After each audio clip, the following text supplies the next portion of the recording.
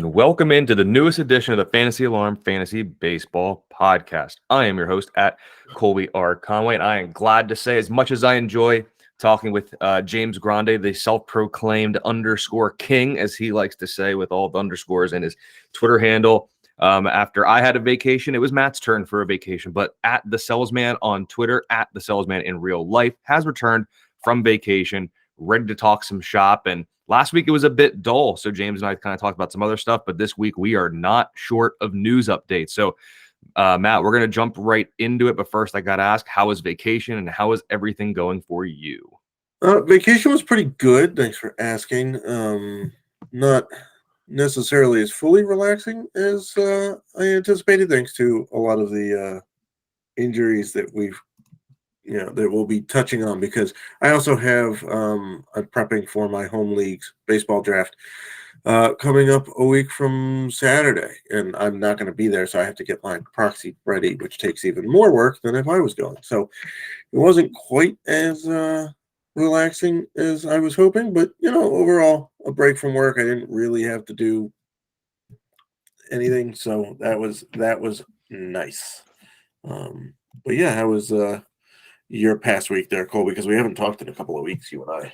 Yeah, everything's been fine over here, just hanging out and, just seeing the news coming out, watching the spring training standings, not seeing Pittsburgh move up at all, but seeing some cool, with Cabrian Hayes hitting some home runs, lofting the ball, excited there. And just a lot of content coming out here at Fantasy Alarm. So, of course, let me start with this. Fantasy Alarm Fantasy Baseball Draft Guide is free. Make sure you get your access to all of the great content that is in there.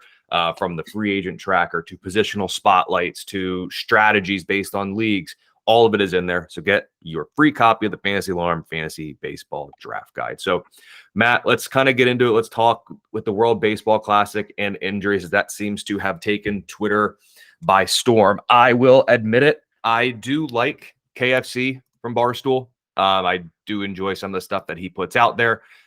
His take on the World Baseball Classic was interesting.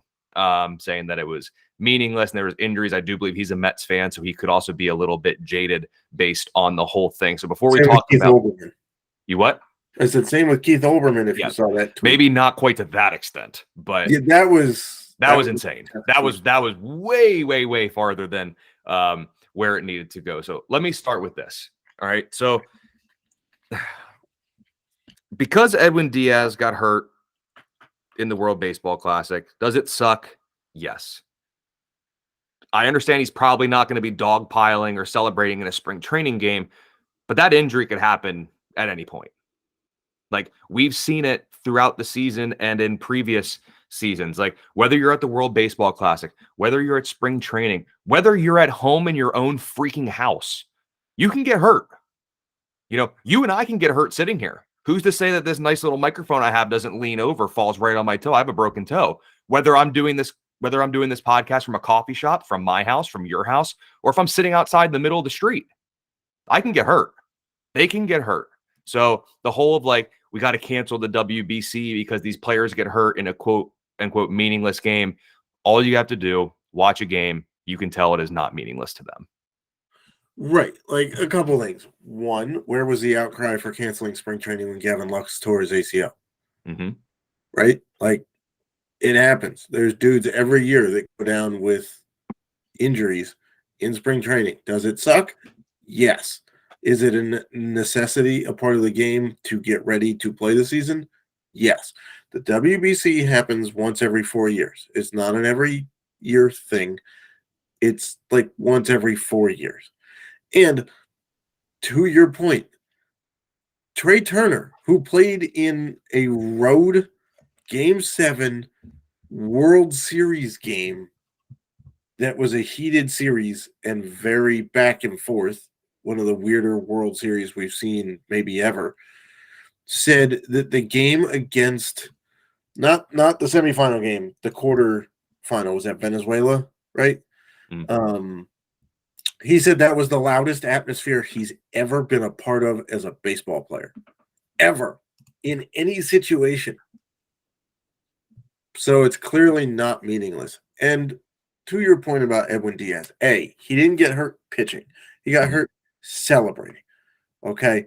That's two different things, right? Secondly, what's the difference between, let's say that Edwin Diaz makes it out of the WBC just fine, comes to spring training, the mound is a little different. He steps funny and tears the patellar tendon in spring training. Are Mets fans claiming we should cancel spring training? What happens if Edwin Diaz tears his patellar tendon in the very first game of the year? Should we cancel the season because Mets fans' closer got hurt? I mean, Nimmo got hurt, and I don't think there was all that much discourse about canceling spring training. Exactly. Mariano Rivera tore his ACL one year shagging fly balls pregame very early in the season in Kansas City, if I'm not mistaken. And batting practice hasn't been canceled. And that wasn't now they stopped him from doing it when he came back, but right. We didn't cancel batting practice because the Yankees Hall of Fame closer got hurt. Like, does it suck that your guy got injured? Yes. Yes, it does. But the next guy we talk about, there were two dudes injured on the same day, one in the WBC, one in spring training, but basically the same thing happening. And everybody's clamoring about the WBC one, and nobody's talking about the spring training one. Yep, absolutely. So before we go on to that next, let me just ask you this, because from the fantasy perspective, we have to cover it here. With the Mets, that's who I drafted. I know a lot of people are going to look to David Robertson, but I was in a league shortly, well, maybe not shortly after, about half a round maybe, but all the Mets relievers were available to me, and I chose Ottavino above any of them. Yep. Let me put it this way. Joe Girardi, who was Dave Robertson's former manager in New York, didn't even trust Robertson to close games for Philadelphia. Mm-hmm. I'm not trusting Robertson. I'm trusting Ottavino, who throws frisbees. Give me that frisbee slider. I'm going to roll with Ottavino there. So, yep. Listen. And by the way, who's to say they don't go out and go get David Bednar at some point? I mean, let me just, I think what Alvarez, they have Mauricio, right? Yes, who is blocked now for like eternity. Okay, so what about Alvarez? Where are you going to play? I mean, unless you move Mauricio to third base, where are you playing him? I mean, I'm just putting out a hypothetical of like, what about Alvarez and Mauricio for Bednar? Who says no? I'm not saying no. Well, Pittsburgh wouldn't, of course. You're getting two top flight prospects, but the Mets, if I'm the Mets, I'm not offering both. No, for sure. That won't happen. I would offer maybe Vientos and one of those guys. Hey, I would take one of those guys for Bednar, to be honest. But or I would start with one of those guys and see if it gets you Bednar. Nah, give them both to Pittsburgh. We need them. That's what I would say. Give us both. Well, it can't hurt. Yeah, so hand injuries suck. Hand, wrist, oblique. Those are, I always kind of call it like the equivalent to like the forearm for a pitcher in terms of a hitter. It's just, they just can wreak havoc. And now Altuve is out. I believe there's no timetable. It's broken thumb, right? Yes, it's a fractured thumb. An thumb. MRI and an X-ray confirmed it. Their GM, Houston's GM, as of I believe Monday morning, which is when we're recording this about 1 Eastern Monday for a timetable. So Monday morning, March 20th, the Houston GM said that there's no timetable, but he will require surgery. So they just basically have to get him into surgery and then see what happens after that. And here's what I'm going to say too. After the injury happened, I tweeted it on whatever day that was now at this point. Here's going to be the big thing. Whenever they come out with a timetable, I don't know, let's say 8 weeks. That might be a little bit optimistic, knowing how important a thumb is to a hitter, because obviously you have to, I don't know, grip the bat. But yeah, being cleared to play is vastly different than 100% healthy. Correct. Once Altuve comes back, those first couple weeks, we're probably going to see a little bit of reduced exit velocity. There's going to be his batted ball profile is going to be slightly different because it's going to be an adjustment, and that thumb has got to get back to strength. I dislocated my thumb in college, and coming back, going through the rehab and everything, back when they said I was good to go to swing, to catch, and do everything, there was still about another 2 to 3 weeks until the thumb felt close to fully healthy. It is an adjustment. When he swings that was first couple times, God forbid he gets jammed or takes one off the end of the bat, that expletive hurts coming back, just to say the least. So again, being cleared to play is different than 100% healthy. So whatever they say his timetable is going to be, he's going to need a few weeks of leeway because a thumb is pivotal to the offensive game for a hitter. Correct. So I don't know. I've seen 8 to 10 weeks floating around there for a while.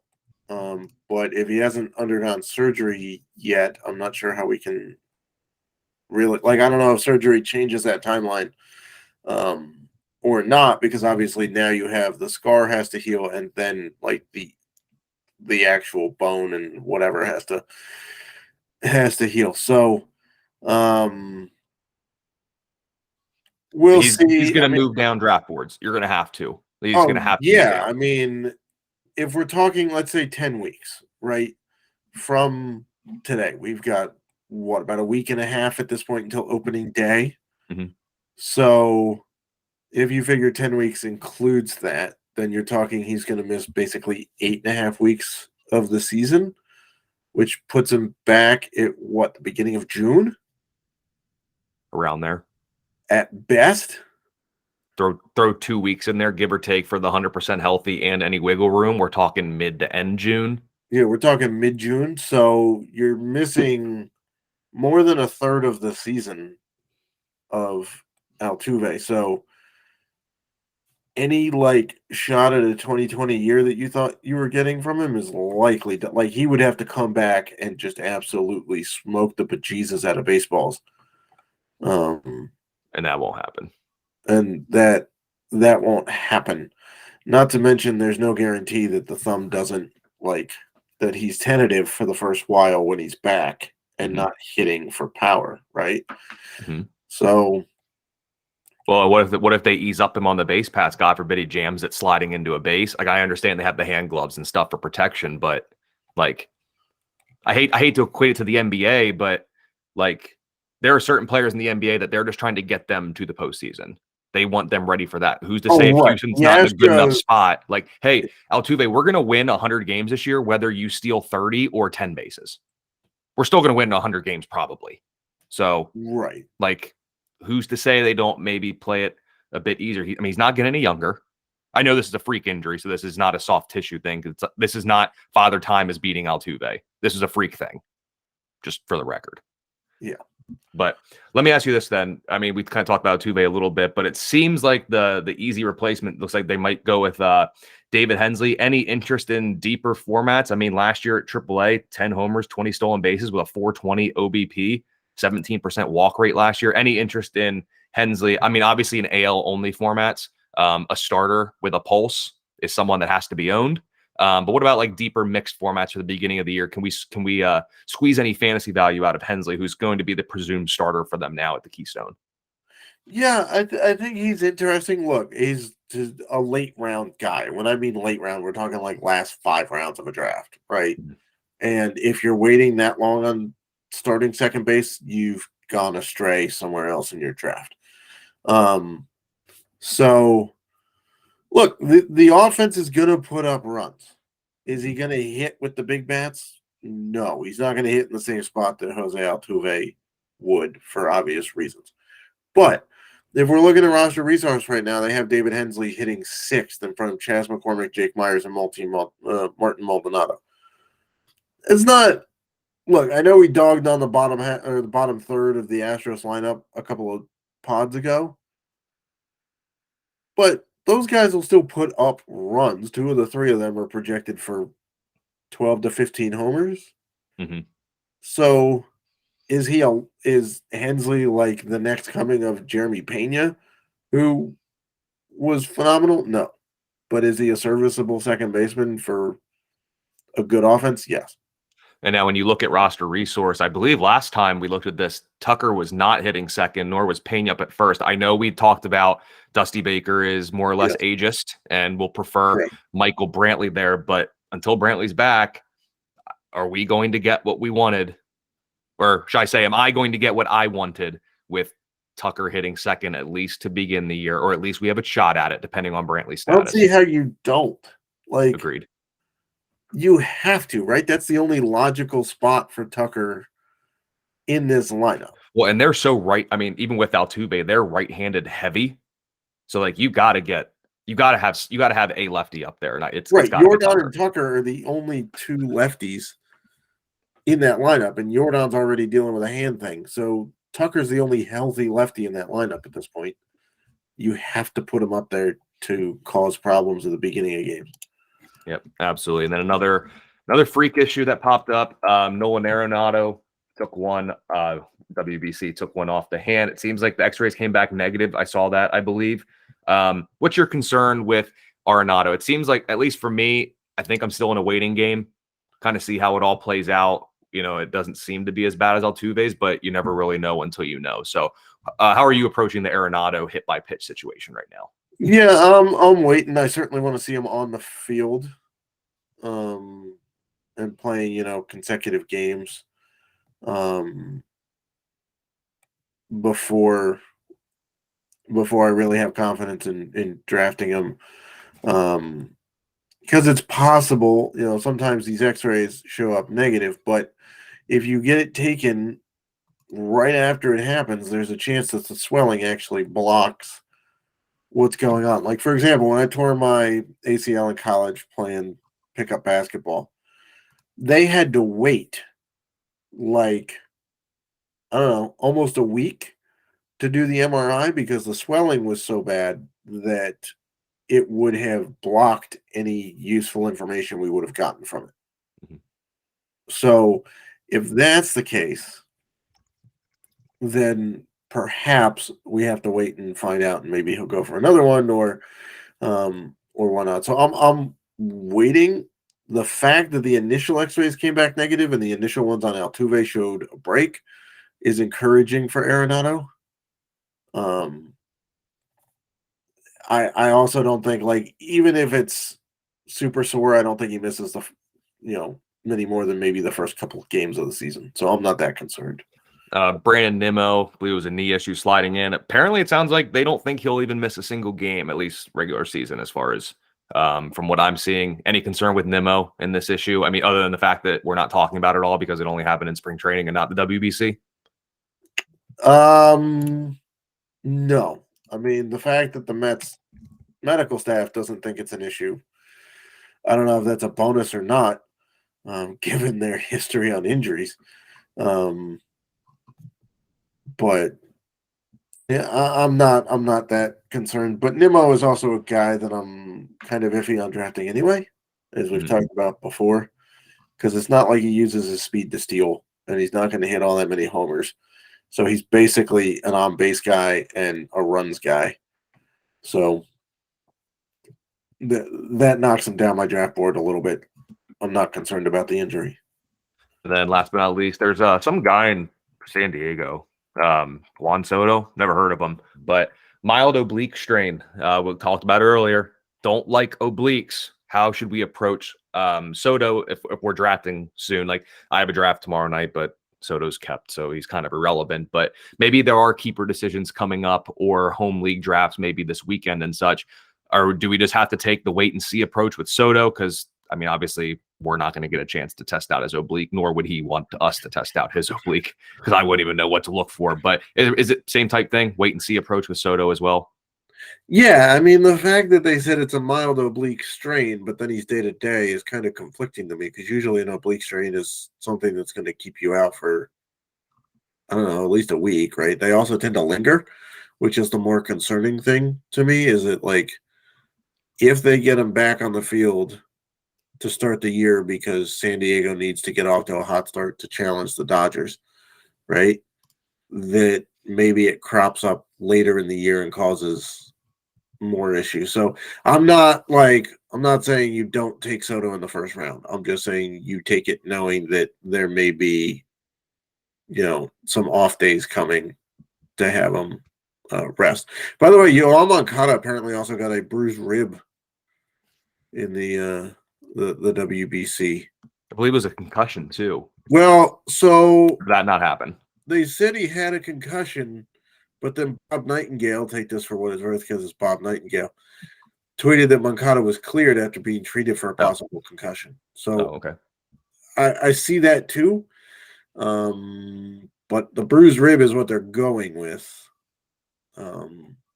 which is there's nothing they're going to do for it. It's just pain management at that point, right? Take some ibuprofen and get back out there. I mean, you know the saying, ibuprofen, I be playing. Yeah, exactly. So there's that. It's a minor thing, but it is Yohan Moncada, and those things tend to creep up on him. So Soto, I'm not all that concerned. I mean, my concern is for later in the season. Yep. Is that how you read it too? Yeah, I mean, I think I'd almost be at the point of like, hey, if they're going to come out and just put him on the IL to begin the year, I'd almost rather take the week and a half off now, let it be 100%, because the obliques, they can pop back up, and you cannot rush the oblique too soon. And I would rather, if say, just to make things easy, if I don't get Juan Soto until April 10th, but I get him the whole rest of the way from there, I'm fine with that. Yeah. No need to rush him out there for April 3rd for me to have him till April 10th. And now he's got to miss 3 weeks because it's back and worse. And now you have to let him get 100% healthy. So take it in stride now. Just if he begins the year on the IL, but as long as they remain that they're not overly concerned about it, I'm not overly concerned about it. Hell, maybe in your league, maybe you'll get the dip and maybe you'll get Soto back into the first, maybe even late second if other people are afraid. So could create a nice little buying opportunity depending on what we hear. Yeah. So some other news and notes from around spring training, mostly, this is kind of mostly spring training, I guess. So as you all are listening to this, the positional spotlight for the catcher position came out yesterday, Monday, March 20th, talking about Will Smith. And it's kind of the Dodgers Will Smith, not the actor Will Smith, just to confirm that there. Or the reliever Will Smith. Or the reliever Will Smith, yeah. So we're talking about the catcher in Los Angeles. Kind of I was excited and then a little bit less excited. So I'm curious to hear what you think here. Will Smith spent the majority of the year hitting fourth last year. Dave Roberts has basically more or less confirmed that Will Smith is going to hit third. But there was also a report back near the end of February that Roberts basically said that Smith's probably not going to DH as much as he did last year, which because they signed JD Martinez, who, if he plays the outfield, he will break into pieces. I think he's played like 45 games in the outfield over the past 3 seasons combined. So if Smith's going to lose out on some DH at bats, are they just going to run him into the ground catching? Is he just not going to play? Is he going to be limited to pinch hits? Basically, he's not going to have 0 at bats as a DH. There's so many things that could happen that could cause him to be a DH, and maybe Martinez does sneak into the outfield on occasion. To me, Will Smith is still at best the 3rd ranked catcher, at worst the 5th ranked catcher for me. So he's very high floor. I just don't know. I like him hitting 3rd with Betts and Freeman ahead of him. I don't know if I like him losing out DH at bats, because if I'm drafting Smith that high, I want as many at bats as possible. Now he's shown in 120 games he can be dominant, but I would like him to be there and not be a guy that I draft and he only plays in like 110 games or so. Yeah, I'm not sure that I'm that concerned about him losing DH at bats. I'm not I don't have the number off the top of my head with how many games he played or how many at bats he registered. He had 91 at bats last year as a DH. So it's not a ton, but they already said that he's not going to DH that much again. Now, again, if JD Martinez gets injured, it's a different story, but. Right, but it also could be that he played 137 games last year and they just don't want him up like quite that high. Like if they're trying to get him a little bit more off days, then you don't DH him. He still plays catcher as often as he did, and then they're in the sweet spot and you're still getting a dominant bat hitting 3rd in a very good lineup. Yeah. So they cannot catch him 130 games. Well, I also think that they're probably also looking at the fact that he's hitting 3rd this year as opposed to 4th and realizing that you get a smidge more at-bats per game hitting 3rd than 4th. So if he plays the same amount, he'd go up in at-bats. Right. So, and you got to keep Austin Barnes fresh because Austin Barnes is a pretty good catcher in his own right. And JD Martinez, you didn't sign him to put him on the bench. So, but you can't play him in the field too much, or like I said, he'll crumble. no, but that's why you have Will Smith not playing as many, games at DH. I'm fine with that. I don't think that they're saying Will Smith is now only going to catch 3 games a week as opposed to 5. Like, I think Right. he's still going to catch the 4 or 5 games a week. He's just going to get an extra off day thrown in so that he's not worn down. And he still is good for the long haul as, they want him to be without, killing him in the process. Because if you look at his second half last year, he hit only 246 compared to 272 in the first half. So the at-bats, took a toll, and it was 238 in September, by the way. His last 105 at-bats of the year, he hit 238. There was a big shift, too. They started pounding him with breaking stuff out of the zone. And, it's right. When you're writing articles and you're researching and you're coming up with narratives or a reason to explain something, when you happen to see as a perfect trend of as the months went on last year, his batting average went down, pitches out of the zone went up, swings out of the zone went up, swings and misses out of the zone went up, and you get that perfect harmonious little nugget that you need to craft your narrative based on the story or whatever. That was basically what happened to Will Smith. They just punished him with breaking stuff out of the zone. He swung more, he swung and missed more. Yeah, and it's not a perfect fit for the narrative because if you look at May, he hit 217 in 83 at-bats in May, and then 295 the next month, and then 270 and 281, there. So he was all over the place. But in general, the second half, when being a catcher does get tiring, he hit 246. So there's a few different things going on that they figured out his weaknesses, and perhaps they don't want him doing that again. That he feels like he has to press late in the year. But I'm sure, Dave Roberts is the king of trying to keep everybody fresh. Yep. And they're playing for October. That's what this smells of. Do you agree with me? Will Smith at best, third-ranked catcher, at worst about catcher 5. Yeah, I put him because he doesn't steal, so you can't put him up with Varsho and Real Muto. So I think you can go with him at 3. If you want to go Rutschman ahead of Smith, I get it. I'm with you there. You can sell me on that. And then 5th, I'm more down on Salvador Perez than others, so that's why I would put Will Smith ahead of Salvador. I would too. I can't put Smith below 5. I think Smith to me is 3rd or 4th. Yeah, I could be sold either way on the Rutschman argument. I would probably put Rutschman ahead of him, just because what we saw Rutschman do in part of a season last year was phenomenal. And now you can argue that the lineup is even better this year and is arguably toe-to-toe with the Dodgers, given what the Dodgers lineup currently looks like. A lot of people are going to have a problem with my statement on that. But can you honestly tell me that the Dodgers offense isn't markedly better than what the O's are going to roll out there? Yeah, in the top 5 catcher rankings in the draft guide, I have Rutschman 3rd, Will Smith 4th. I would that's yeah. Yep. I would say Rutschman 3rd, yeah, Will Smith 4th. That's fine. So I'm gonna preface this. I love this guy. I think it's gonna be a lot of fun. Shintaro Fujinami might have a 9 walk per 9 and a 9 K per 9. Yeah. This year. Because he is currently sporting that right now. He's made 4 starts in spring. He's 3-0 for the record, but he's got 13 walks, 17 strikeouts. The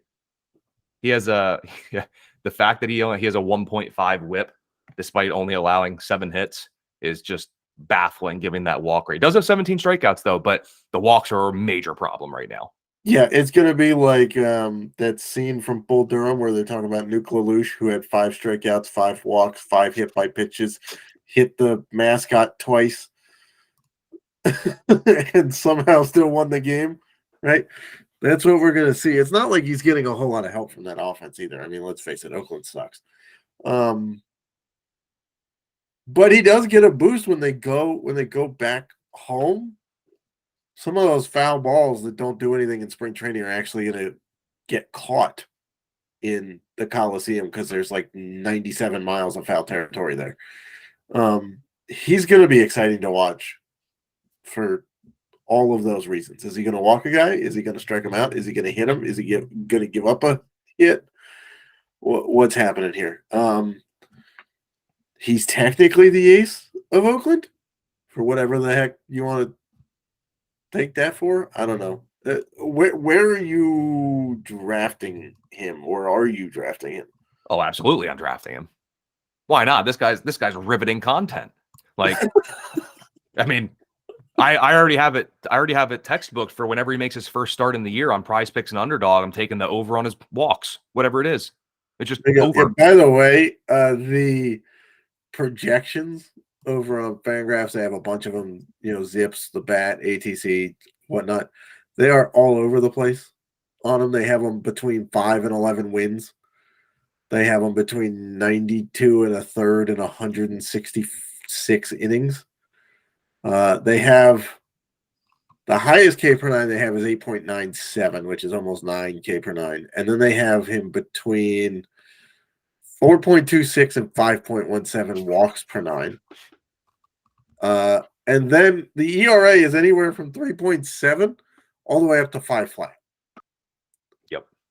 So, I mean, nobody seems to know what to do with him. We've talked about it. Later on in drafts, you just need a reason to draft somebody. Right now, since March 1st, he's going pick on average 487. So we're talking after the 450. Why not? Wins? Yeah, you may not get many of them. No. Now, whip, he could he's going to single-handedly blow up your whip. Yeah, he really could. Now, the only thing is, it's like he could also get. It's very reasonable that he can go out there on his opening start, go about 4 1/3 with 4 walks and 10 strikeouts. That could happen. The strikeouts are going to be very good, but he's going to be a liability in whip. So I think you almost have to kind of look at your league settings, and if whip's not involved, maybe you can get away with it. He's got to harness the command. If he can harness the command, he's going to blow out this 487 ADP that he currently has, because the strikeouts alone are going to cut that in half. Now, the other stuff is going to be a problem, but yeah, well, you're not drafting any Oakland starters for wins this year. Like, you're just crossing that off the board if you're going with an Oakland starter. Because and Fujinami, you can basically take with your last pick, hope for the best. And if he comes out there through his first 3 starts of the year and it's spring training all over again with a ton of walks, you just cut him.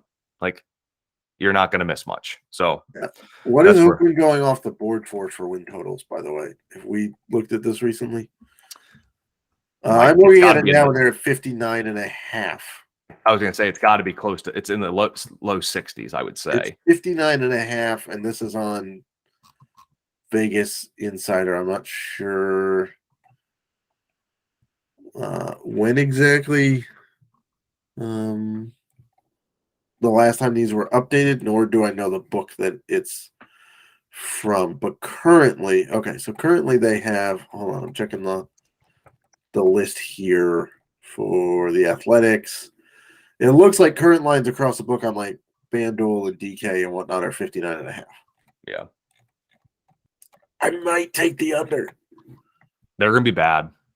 They're going to be atrocious. But Fujinami will be fun to watch pitch. Heck yes.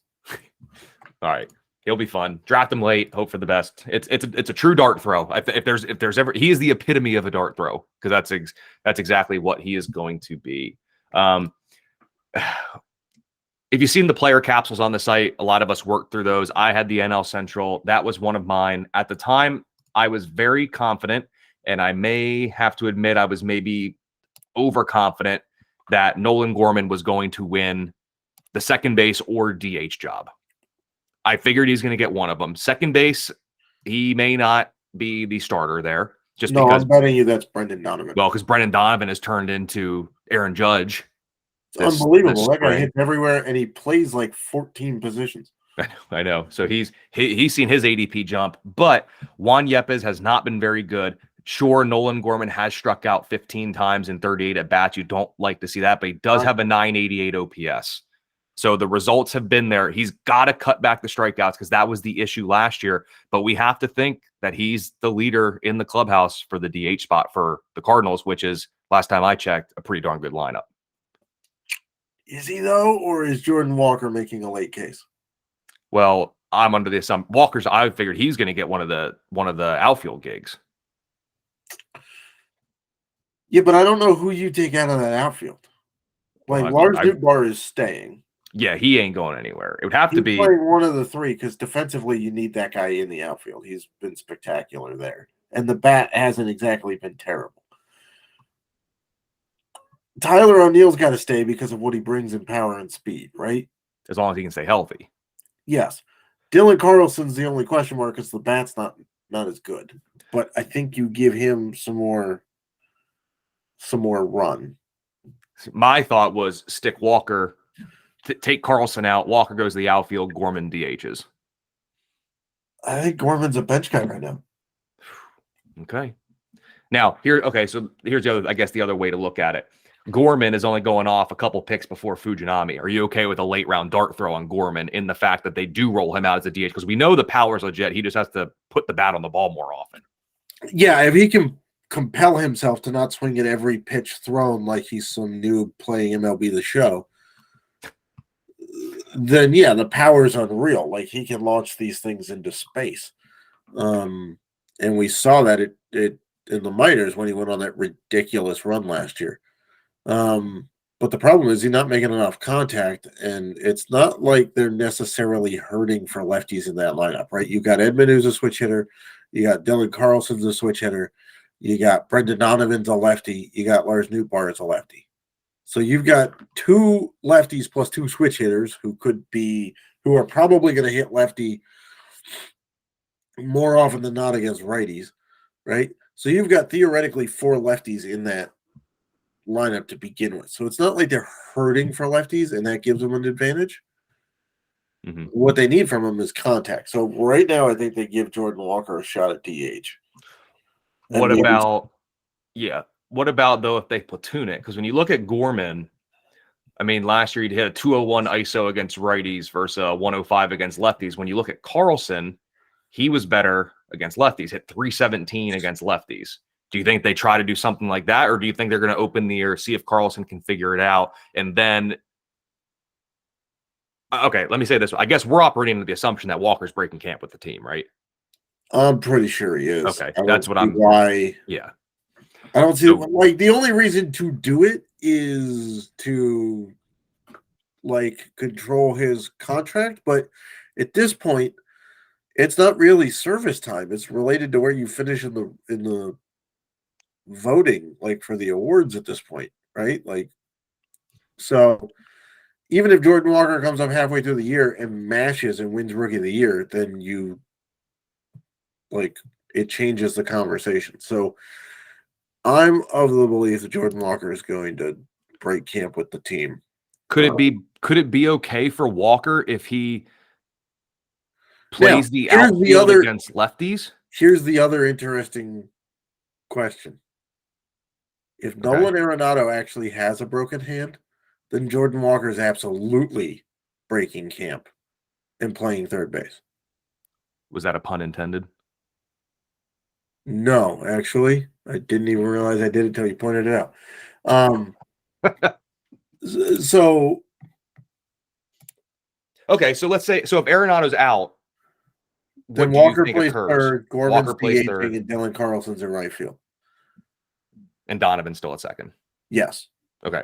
Brendan Donovan's not going anywhere. He's playing second base. Right. So the only tweak to that would be if Brendan Donovan actually plays third if Arenado's out, and then you put Gorman at second. Walker DHs. And then Walker DHs, and you still have Dylan Carlson in right field.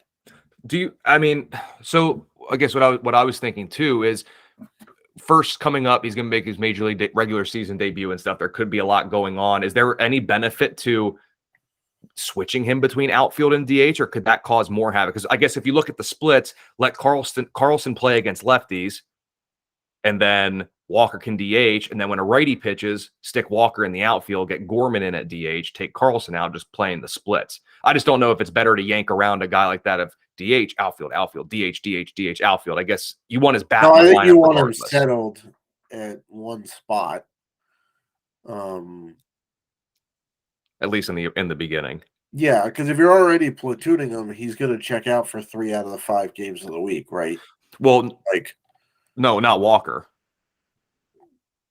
oh, okay. Walker, basically against lefties, Walker DHs. Against righties, he plays the outfield. So Carlson sits against righties, Gorman sits against lefties. I think they probably just want him at one probably spot. Like, we've seen too many times when teams get cute with rookies and just go, oh, we'll just play them anywhere because they're good. And then you're like, well, it's 4 years later and this guy still hasn't adjusted. Yeah, because, like, you screwed him up. Like, look at what the Phillies did with Alec Baum and Bryson Stott. Yeah. There's and Jonathan India, to a degree, for the Reds, too, took longer than he should have because they kept moving dudes around, right? Yep. Like, there's a reason why guys come up, play a position, get used to it, take off, and do well. Yeah. So I think Jordan Walker blasting Garrett Cole the other day for a homer pretty well sealed his shot at breaking camp with the team. Yeah.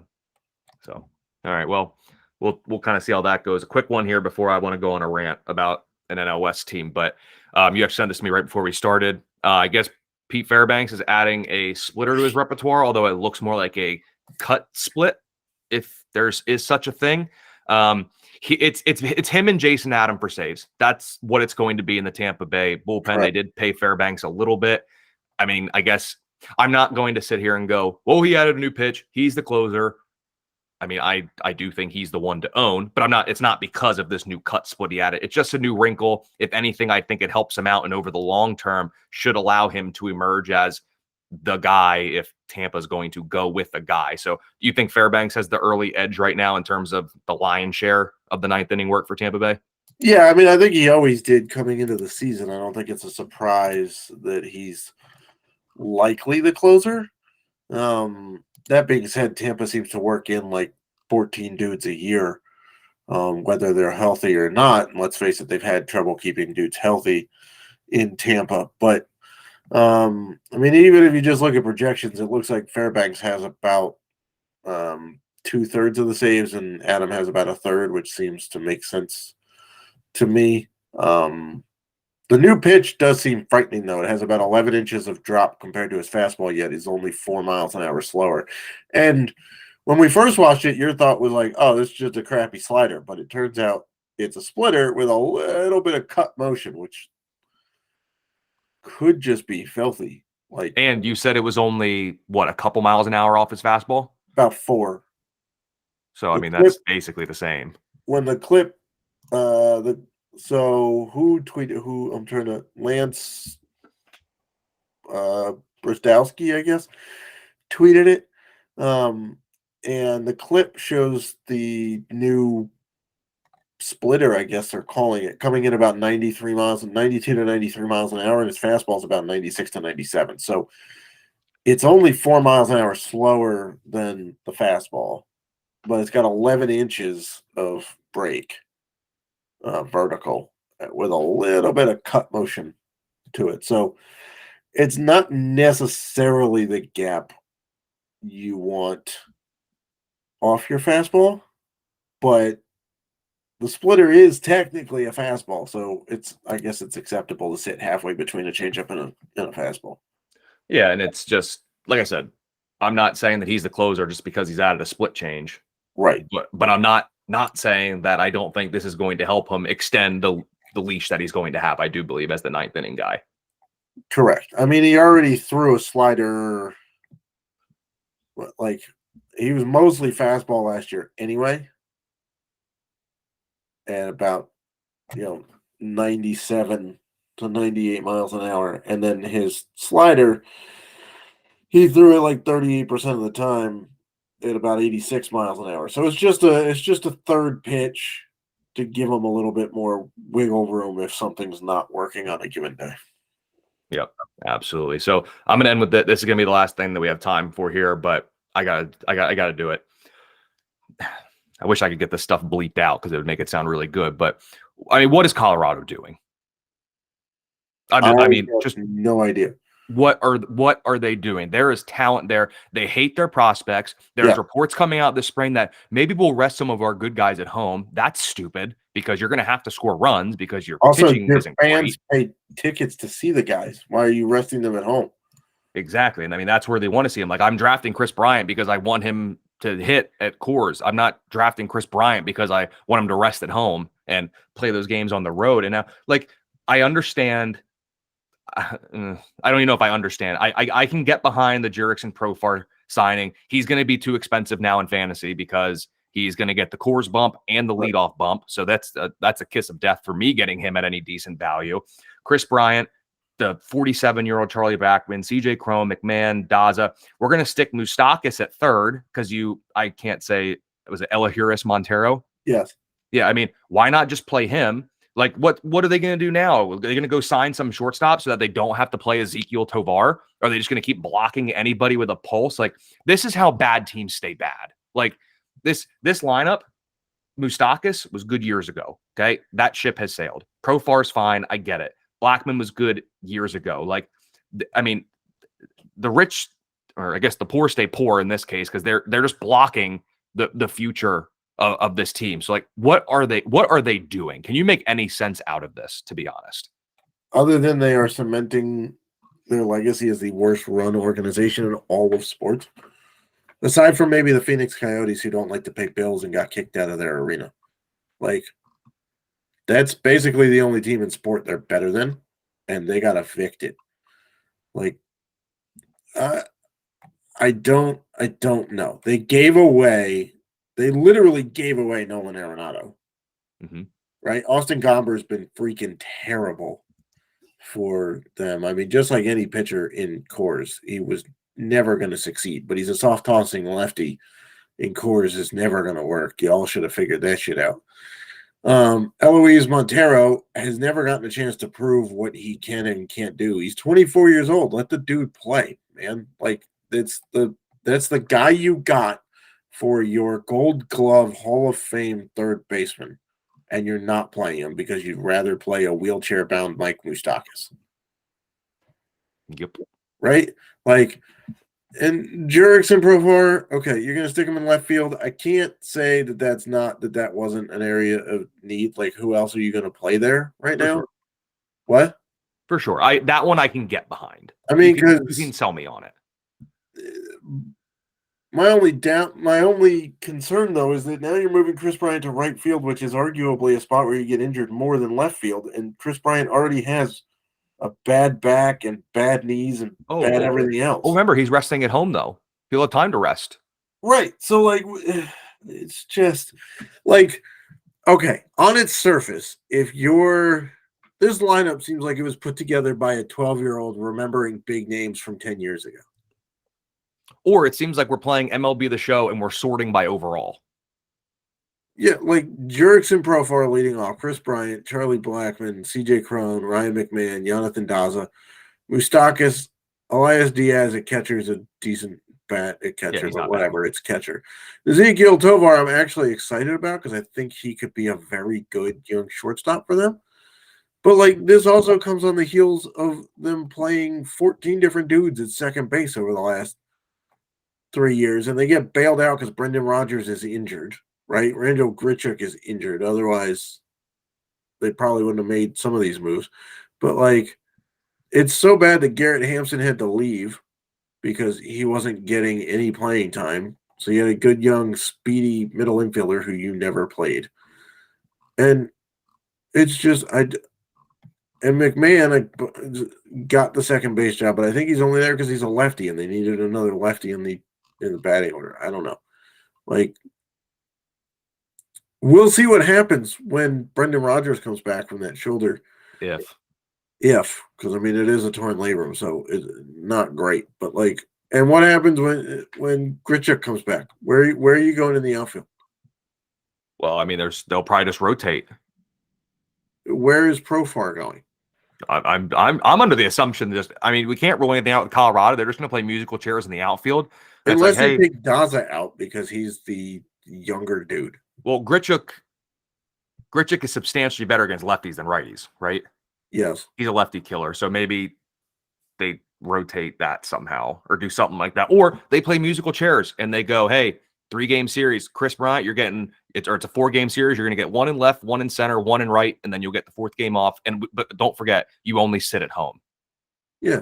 You're going to play all the road games. Sport where you're crucified for being over the age of 30, their starting lineup, Profar is 30. Chris Bryant's 31 and a half. Blackman's almost 37. CJ Cron is 33. Moustakas is 34 and a half. Diaz is 32. And by the way, if Grichuk hadn't gotten injured, he's 31 and a half. Like, Ezekiel Tovar is 21 and a half years old. The next closest guy in age to him is McMahon at 28 years old. When you have a team that's this old, typically it's a team that's been good for a little bit. They're riding out the starting lineup as long as they can, and the end is near.